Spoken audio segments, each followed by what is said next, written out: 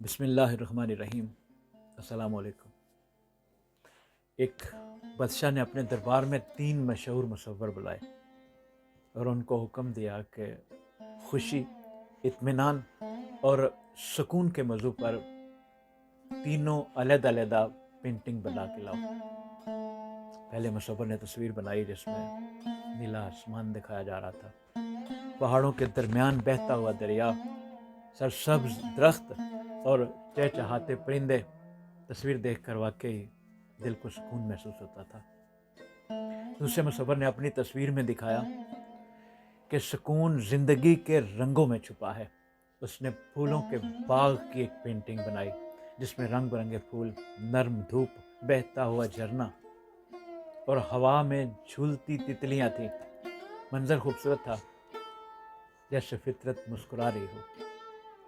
لیکن جب تیسرے مصور نے اپنی پینٹنگ پیش کی تو تمام لوگ حیران رہ گئے۔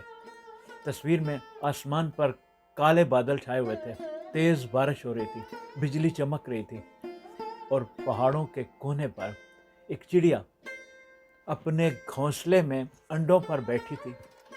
ارد گرد طوفان برپا تھا، مگر اس چڑیا کے چہرے پر ایک عجیب سکون تھا۔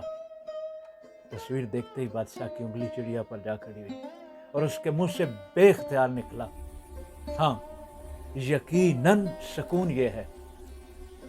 حقیقی سکون نہ نیلے آسمان میں ہے، نہ پھولوں کی خوشبو میں، بلکہ اس دل میں ہے جو طوفان میں بھی مطمئن رہتا ہے۔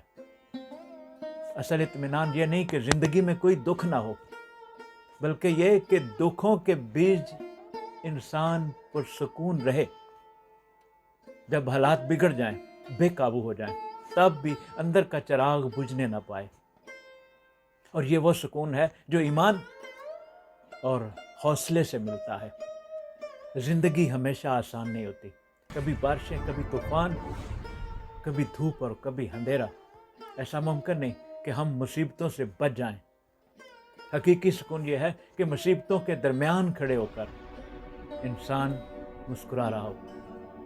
جو انسان شدید طوفان میں بھی چڑیا کی طرح اطمینان سے بیٹھا رہتا ہے، دراصل وہی شخص حقیقی سکون کا مفہوم سمجھتا ہے۔